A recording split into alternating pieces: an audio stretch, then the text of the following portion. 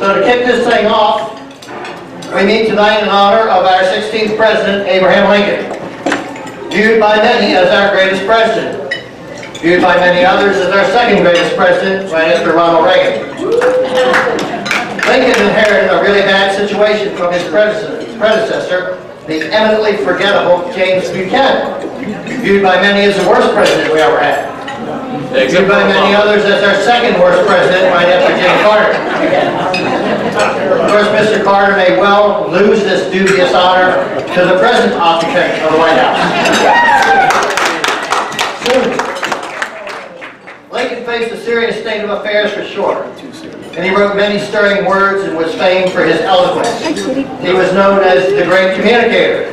That is until an ever greater communicator came along. Maybe you didn't know that he was also quite a wit and was able to relieve many a tense situation with a joke. For instance, the man pressing him for a plum assignment to Hawaii, and who cited the fact he was sick and the climate would do him good. Lincoln replied there were several other equally qualified applicants, and they were all apparently sicker than him. And to the man who said, Mr. Lincoln, you know the chief postal inspector just died. Can I take his place? Well, Lincoln said, it's all right with me, it was all right with the undertaker. Of course, in my opinion, while certainly a wit, he couldn't match the greatest president, Ronald Reagan, who regaled his audiences with humor. For instance, when his age was questioned, he said he would not let age become an issue in his campaign. It would not exploit the youth and inexperience of his opponent, Walter Mondale.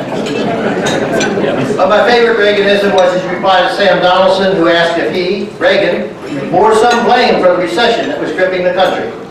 Reagan replied that yes, he did bear some blame, because for many years he was a Democrat. So both Reagan and Lincoln had a penchant for levity, but we should not forget that our present president is not without a sense of humor. For instance, take his statement that his will be the most transparent administration in history. That's quite a knee slapper. And if you like your doctor, you can keep your doctor. It's even more hilarious. And of course, there will be no lobbyist in my White House. Brought the House down, literally. It helped him lose the House and the Senate. I really like political jokes. I just don't like it when they run for office. Speaking for running for office, our speaker tonight, Elizabeth Scott, is no joke. After serving with distinction as a representative from the 39th District, she's taken serious aim at House position in the 1st Congressional District. Ms. Scott is a conservative's conservative, gaining a 100% score from the American Conservative Union for the past 3 years. She's also selected for the Small Business Guardian Award for the same period. She's been voted Legislator of the Year by numerous organizations, and her selection of State Rep of the Year by the Citizens Alliance for Property Rights speaks to her property rights credentials. But rather than let me talk about her, let's let her talk about her. So, backed by popular demand, please welcome Elizabeth Scott.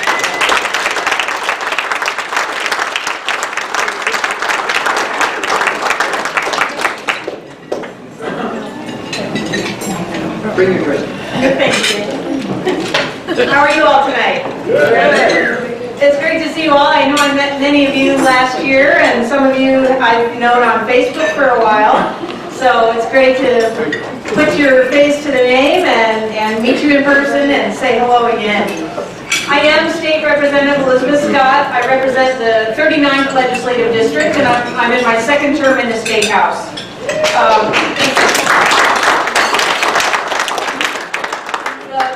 Legislative District is in Skagit, Snohomish, and Northeast King, and it's all east of I-5, but roughly from Monroe to Cedro-Woolley.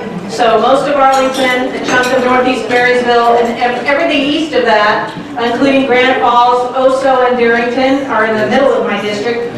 So all the way to the top of the Cascades there. That district, the 39th Legislative District, is nestled mostly within the 1st Congressional District, which currently, right now, is being represented by Susan Galvani, who is not doing a good job representing her constituents. So You might wonder, well, okay, how's it been so far in the State House? I was elected, it was a 6-way primary in 2012 for an open seat. Some of you may know Senator Val Stevens. She had served for 20 years, she stepped down, and that opened up the seat in the House when someone decided to run for that Senate seat.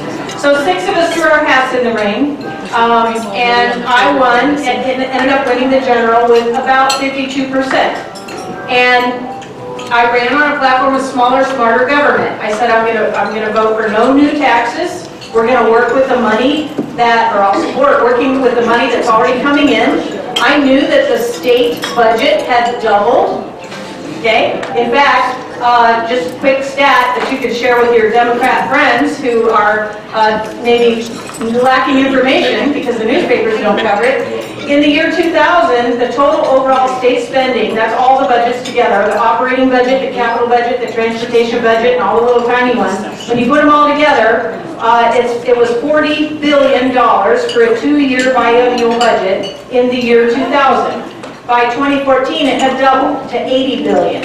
Now it's over $90 billion with a B. So that is huge, and there's plenty of money to work with. It's just a matter of prioritizing where the money goes and combating waste and fraud, which, as you know, that stuff makes the papers all the time. Department of Corrections, Department of Transportation, it just goes on, doesn't it? So the lack of accountability. So 2 years later, I was reelected with almost 63%, and those extra 9 points were Democrats and independents who came on board and backed me because they realized, hey, we might not agree on everything, but you're doing what you said you were going to do. You are consistent, and we respect that about you, and you mean what you say, and you say what you mean. So those 9 points were a great encouragement to me, and I just kept on with the same track. So basically, I see government, the proper role of government is that it should be doing what the private sector and individuals can't do for themselves, right? And so in the House, if a bill was proposed to do something that I call it the Yellow Pages test, right? That if it can't be found in the Yellow Pages, maybe government should be doing it. But if it is in the Yellow Pages, then let the private sector handle it. All right, get out of their way. And so if it didn't pass the Yellow Pages test, or if it was for larger government in some way or increased spending, I just pushed the no button. Now, what does this mean? I stand 100% on the Republican platform, both the state party platform and my legislative district, the county platforms within my legislative district. But this principled, voting, I'm not going to vote on pressure or what the party leadership says, even though I Dan Christensen's my seatmate, right? He's from Monroe, he's a great guy, but we don't always agree on everything. And so I ended up actually voting against the majority of the Republicans 290 times in my freshman term. That was another reason why those Democrats and independents said, you know what, we like you. You're not just a party hack. Now, Susan Delveni, on the other hand, votes with Nancy Pelosi 96% of the time. That's a party hack, okay? And when we ran a poll last summer, her re-elect was really, really low. Way below 50%, which is terrible for a 2-term incumbent. And not only that, but the people who said that they would think of voting for her again couldn't say why. They couldn't say what she stood for, what she had done, what she had accomplished. Well, that's good. That's good news for us, for my campaign, because people know where I stand on things. If they heard me, which was a lot of people, higher than we thought, they know that I stand for smaller, smarter government and for accountable government, accountable to the people. So, you might be thinking, well, if you won with 63%, probably you could just stay in the House for as long as you wanted. Why would you give that up? And I'll tell you frankly, it's because of the number of times that I was hearing in Olympia over the last 3.5 years, oh, Elizabeth, we don't want to leave that money on the table. That's free federal money. I was like, what are you talking about? Whether it's state dollars or federal dollars, it's taxpayers' dollars. It's all coming out of their pockets. And at this point in time, with being $19 trillion in in debt, and it will be 20 before Obama's out of office. We're not even talking about our own pockets anymore, are we? We're talking about our children's and our grandchildren's pockets. It's completely unsustainable, and it's worse than unsustainable. It's disastrous. Okay? So for the state to build programs that depend on federal money, just off in la-la land pretending that this is going to go on and on forever, is suicidal, frankly, as a state. And it puts the most vulnerable at the highest risk. Because what are you going to do when all of a sudden their programs are gone and you've trained them to depend on the programs? Some people really do need the programs. Many more do not. But they've been trained to depend on those programs. So it's actually a very sad situation. But the only way to fix the problem at the state level, I came to the conclusion, is to turn off the spigot, or at least turn down the spigot at the federal level. And when you talk about cutting government, I want to make it clear. I am not for that last minute, oh no, the budget needs to be passed, let's cut across the board, you know, with a chainsaw. I'm not for that kind of a plan, okay? I am for looking at things that need to be cut one by one, agencies one by one, programs within agencies one by one. And we already have the game plan. The game plan is in our United States Constitution, in Article 1, Section 8. It actually has a very short list of what the federal government is supposed to be in charge of. Many of you know this already. I'm sure I'm preaching to the choir. But it is the game plan, okay? So if you start with that as something that really Americans should agree on, then that makes it easier to decide what to cut. And of course the question always comes first, well, what agency would you cut first? Okay, first of all, like I said, I want to make it clear sometimes there are programs within agencies that it would be better to cut than just cutting off an entire agency. So let's talk about the Department of Education very briefly. I'm a former teacher. I taught college English as a second language and English as a foreign language overseas for 10 years. I taught 2 years in China, right after the Tiananmen massacre from 89 to 91, and that's where I grew to really appreciate our constitutionally protected, God-given, inalienable rights, because I didn't have them there, or I had them but couldn't practice them.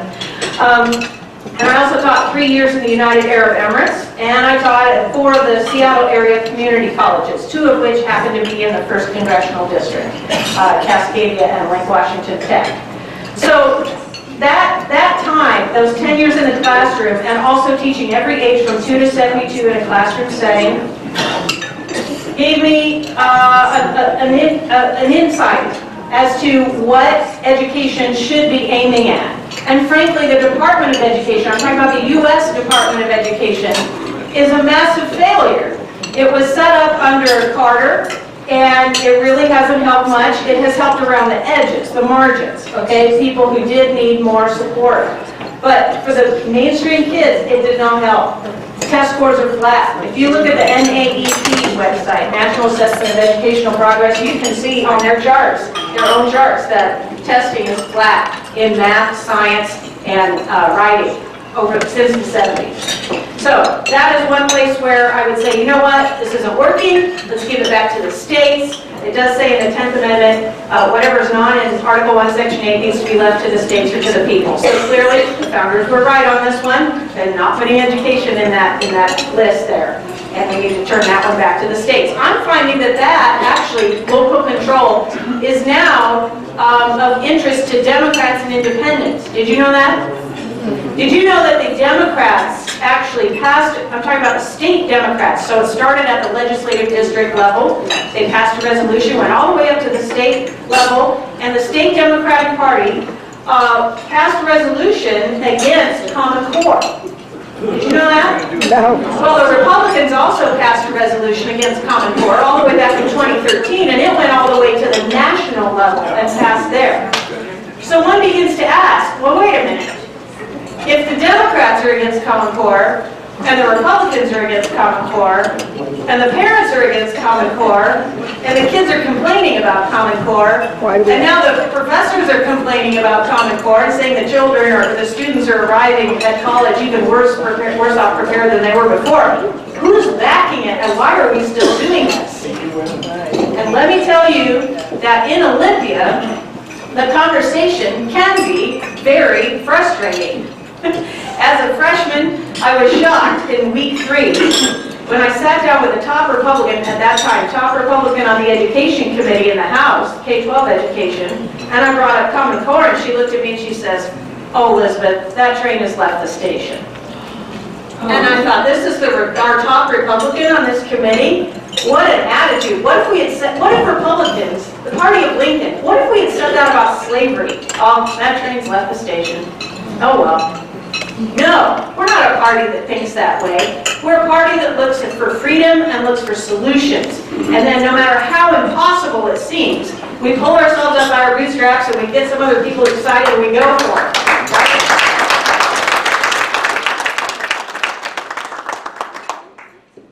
So frankly, this situation of the debt, you know, and did you know that my youngest, Libby, is 12. Her share of that debt is $58,000 and climbing. Every man, woman, and child in this room, well, I don't see any children this time, but you can know that your children, your grandchildren, that's their share already, and it is increasing, unfortunately. So we talked about how to fix that, and we talked about the poll. The taxes and the regulations are, of course, the top piece of my platform, and that is something that the Democrats and Independents, or many of them, are starting to agree on. Let me encourage you with a little story. So my daughter Libby and I were coming out of the grocery store in Monroe one day, and it was sprinkling as usual. So I just had my eye on the car and was starting to walk there with the bags of groceries, and a man, older white-haired man in a Bernie Sanders t-shirt with a clipboard says, "Oh, you look like a hardcore Democrat." And I wasn't in the mood for it, so I said, I can't talk to you right now, and I just kept focused on the car and kept walking. He said, no, I've seen how you vote. So now he has my attention, right? So I stop and I turn and I look at him and I realize, oh, I know this man. This man lobbies in Olympia. He's a Catholic from Monroe, and he's very involved, and he comes down and lobbies on social justice issues and his pet programs that he wants more funding for, right? So I smiled at him and I said, well, hello, how are you? And he says, you know, I was just kidding. And I said, yeah, I know, but you'd be surprised at what we have in common. He said, what do you mean? I said, well, aren't you sick to death of crony capitalism and government picking winners and losers? And he says, blankety blank, yes, in front of my daughter. She just blinks. She's spent enough time in Olympia, the bad language doesn't faze her anymore. So I said, well, how about Trans-Pacific Partnership? Are you happy that Susan Delbene voted to give Obama fast-track authority, even when all the union guys were screaming out and saying, don't do it? And he said, well, I'm not happy about that, but I do know that you voted against your party and against the Boeing bills. And I said, that's right, it just didn't smell right to me. The small businesses have been crying out for years for mercy on their taxes and their regulations. Boeing picks up the phone and 36 hours later, we're down, called back in Olympia for the 4th session of that year. It was absolutely crazy. I said, I just couldn't bring myself to do it. He says, well, you know what? I've been watching you for a while, and I'll watch you for a little while longer, but if you keep voting the way that you do, you'll have my vote. And I thought to myself, wow, surreal moment here. He's standing there at Bernie Sanders t-shirt. And he just said to Elizabeth Scott, I'll vote for you someday if you keep up with this track record. Well, that was actually several months ago. And amazingly, just in the past week, we had a Bernie Sanders supporter contact our campaign and say he's volunteering.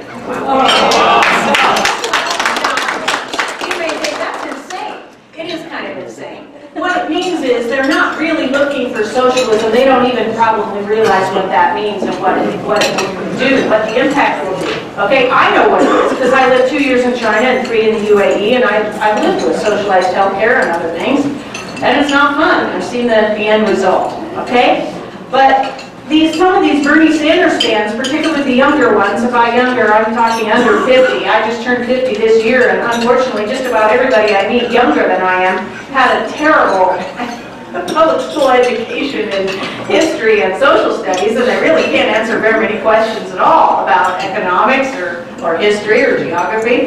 So I just want to encourage you that this is a weird year. It is a very weird year. I mean, if you think about 6 months ago, would you have predicted that it would be these remaining candidates? On either side of the aisle? No, I don't think so. I mean, it's quite surprising. So, I want to encourage you that even though sometimes things look impossible, it's a weird year. And I want to tell you, you need to talk to your neighbors. And when you talk to them, try to avoid saying Republican or Democrat. Just talk about the issue. And you may find that they agree with you on many issues. Ask them, do you think that it's crazy that Olympia has doubled its spending in the last 14 years and they always want more and more money? Ask them, did you vote for the 2/3 requirement for the House and Senate to agree, 2/3 of them, before raising taxes? The odds are maybe they did. Did you know that all the legislative districts, except for the ones right down in the heart of Seattle, I'm talking downtown condo area, okay? That's the only area, 5 legislative districts down there voted against the 2/3 initiative. All the other legislative districts voted for it. All of them. Now, in the 10 legislative districts that have at least a piece of the 1st congressional district, all 10 of those voted for the 2/3 requirement. So it doesn't surprise me that people were horrified. On our poll last summer, we ran a poll of 400 likely voters, and those likely voters were horrified to find out that Del Benning had voted to increase spending by $1 trillion in just her first 2.5 years. They were not happy about that. Democrats and Republicans alike. Over 70% of Democrats and over 90% of Republicans recently said that the debt needs to be in the top 3 issues of every presidential candidate's campaign platform. Did you know that? That's Democrats and Republicans agreeing on something. Now the media will tell you we don't agree on anything, but you know what? We do agree on a lot. And a lot of it happens to be in our basic documents. So that's why we need to get back to that.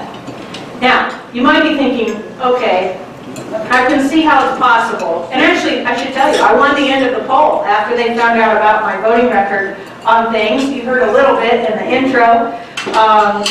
Citizens Alliance for Property Rights named me Legislator of the Year, partly because last year I ran 12 bills addressing agency runaway regulations and reining in that authority. Did you know in many states, agencies can propose a rule or regulation, but then it has to be run past their legislature for the thumbs up or the thumbs down before implementing that regulation or rule. But in our state, unfortunately, when we set up many of our agencies, the legislature gave essentially lawmaking authority to those agencies, rulemaking authority, carte blanche. And the only way to overturn something that they do, for example, that transgender bathroom rule, just as an example, the only way to overturn it is legislatively. You have to address just one specific piece and hope that it makes it all the way through the legislative process and the 101 ways that a bill can die, and hope it makes it to a governor's desk, a governor who's actually going to sign it into law. So it's a very steep battle to address problems that way. And the agencies are not directly accountable to the people. Their directors are appointed by the governor. So that's why we have just, of course, when you give somebody power and there's no accountability, of course it's going to run amok. It's completely predictable. So those 12 bills that I ran last year about property rights were reining in agency authority and essentially making it so they could propose a rule, but it would have to be run past the legislature for the thumbs up or the thumbs down before the implementation of that rule. Okay, so we told them about my bills on the basics, the taxes and the property rights and all that. And we also told them the hot button issues because I figured, hey, it's all going to come out in the hit pieces anyway, right? Why not find out where we land once they know that I'm pro-life and pro-gun and pro-constitution and all of that. So we told them, thank you. So we told them, Elizabeth Scott is the prime sponsor of the House, the Life Begins at Conception bill. Would that make you more or less likely to vote for her? Okay, so less likely, so more than half said. We told them, would it make you more or less likely to vote for her if you knew that she had sponsored some pro-gun bills, including one to allow students to carry on college campuses, carry concealed? Okay, we told them all of these things because they're right there in their voting record, right? So of course they're going to come out in the hit pieces. But I won the end of the poll after they had heard, I think it was 40 questions all about me.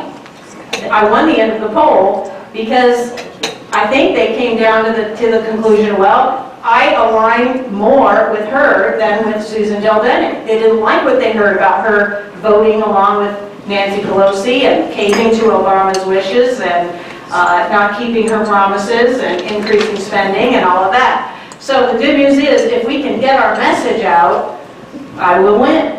And we know that we don't have to match Susan Delbene dollar for dollar, which is a good thing because she's extremely independently wealthy and everybody knows it. But we know that money doesn't buy everything. It doesn't buy a vote. It can influence, but it does not buy a vote. How many of you remember the race between David Brat and Eric Cantor? Anybody? A couple of you.